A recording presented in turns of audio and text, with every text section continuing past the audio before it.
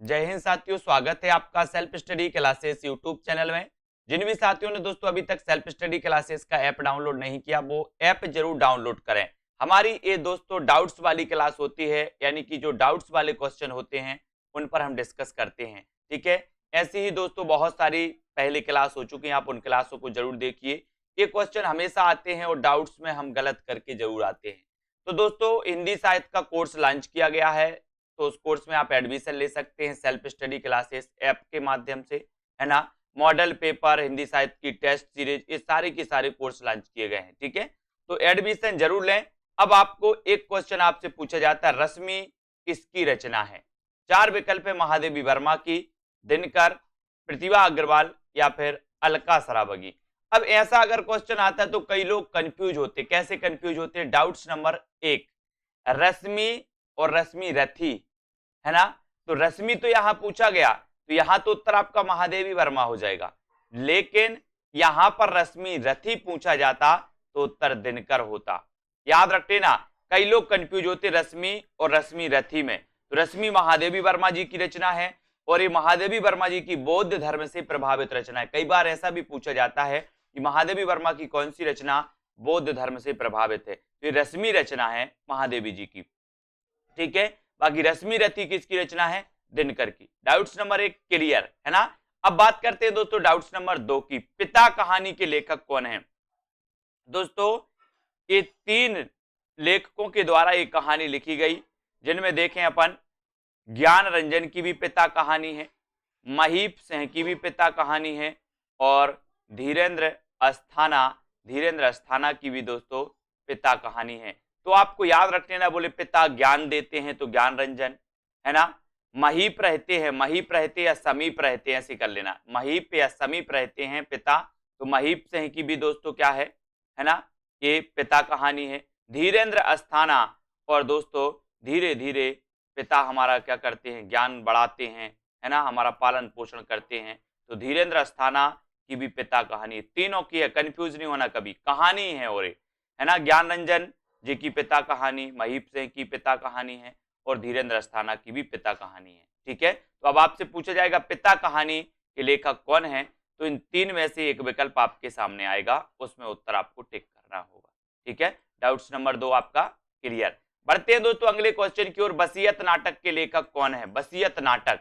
अब यहां भी दोस्तों डाउट्स आपके लिए होता है, क्योंकि जो वसीयत नाटक है, ये वसीयत नाटक दो लेखकों का है, एक तो भगवती चरण वर्मा और दूसरे नाग बोडस। ठीक है, तो आपसे जब पूछा जाएगा कि वसीयत नाटक के लेखक कौन है, तो या तो भगवती चरण वर्मा आपके ऑप्शन में होगा या फिर नाग बोडस आपके ऑप्शन में होगा। ठीक है, दोनों ऑप्शन में नहीं आएगा। आपको याद रख लेना कि वसीयत नाटक के लेखक कौन है? भगवती चरण वर्मा और नाग बोडस। बोले नाग की वसीयत भगवती को सौंप दी। नाग की वसीयत किसको सौंप दी? भगवती को। तो नाग बोडस और भगवती चरण वर्मा दोनों का नाटक है वसीयत। ठीक है, तो डाउट्स नंबर तीन क्लियर है ना। अगला क्वेश्चन है दोस्तों, अगला जो अपना डाउट्स है, तीसरा हाथी नाटक के लेखक कौन है? एक क्वेश्चन पूछा जाता है अंधों का हाथी और दूसरा क्वेश्चन पूछा जाता है तीसरा हाथी। दोनों में कंफ्यूजन होता है, तीसरा हाथी और अंधों का हाथी। ठीक है, तो यहां से याद रख लेना, तीसरा हाथी ये दोस्तों किसका है? रमेश बख्शी का। ये रमेश बख्शी का नाटक है, जबकि अंधों का हाथी जो नाटक है वो शरद जोशी का है। अब याद रख लेना, बोले अंधों का हाथी जोश में आ गया, अंधों का हाथी काय में आ गया? जोश में आ गया, है ना। और तीसरा हाथी है, बोले रमेश बख्शी का ये तीसरा हाथी है ना। एक हाथी, दो हाथी, तीसरा हाथी, तो रमेश बख्शी का तीसरा हाथी है। ठीक है, शरद जोशी अंधों का हाथी। ठीक है, तो क्लियर। डाउट्स नंबर आपसे पूछा जाएगा तीसरा हाथी के रचनाकार कौन है, तो आप उत्तर लगा देना रमेश बख्शी। आपसे पूछा जाएगा अंधों का हाथी की रचनाकार कौन है, तो आप उत्तर लगाना शरद जोशी। ठीक है, बात कर लेते हैं दोस्तों, और एक और है दोस्तों पागल हाथी। पागल हाथी एक लघु कथा है प्रेमचंद जी की, पागल हाथी। ठीक है, तो पागल हाथी को भी आपको याद रख लेना। अब एक क्वेश्चन और पूछा जाता है दोस्तों, डाउट्स नंबर 5, अभिमान मेरु किसे कहा जाता है? कई बार पूछा गया। अब दोस्तों यहां पर एक तो मेरु आ गया, मेरु, तो बहुत सारे लोग क्या लगा देते हैं? मेरु तुंग लगा देते हैं, लेकिन ऐसा नहीं करना। अभिमान मेरु पुष्पदंत ने स्वयं को अभिमान मेरु कहा था, है ना। पुष्पदंत ने स्वयं को क्या कहा था, अभिमान मेरु कहा था। तो अभिमान मेरु कहा जाता है पुष्पदंत को, है ना। अपभ्रंश का भवभूति कहा जाता है पुष्पदंत को, याद रख लेना। इनकी एक रचना आपने पढ़ी होगी दोस्तों, महापुराण। महापुराण दोस्तों जिसमें 63 सलाका पुरुषों का वर्णन किया गया है। तो पुष्पदंत को अभिमान मेरु कहा जाता है, ना कि मेरु तुंग को। कंफ्यूज नहीं होना, यहाँ मेरु आया तो बहुत सारे, लगभग मान के चलो कि 50% लोग तो मेरु तुंग लगा कर आते, जिनको नहीं पता होता। ठीक है, तो दोस्तों इसी प्रकार से अपनी ये डाउट्स क्लियर्स वाली के लिए क्लास चलती है। आप जुड़े रहें, वीडियो को लाइक करते रहें और इसी प्रकार से निरंतर अध्ययन करते रहे। ऐसे डाउट्स वाले ऑप्शन, डाउट्स वाले वीडियो आप तक आते रहेंगे।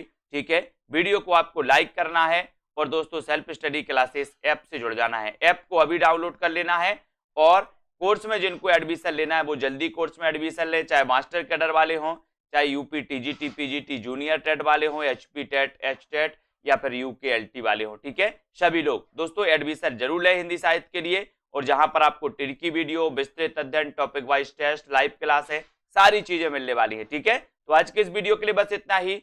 जय हिंद।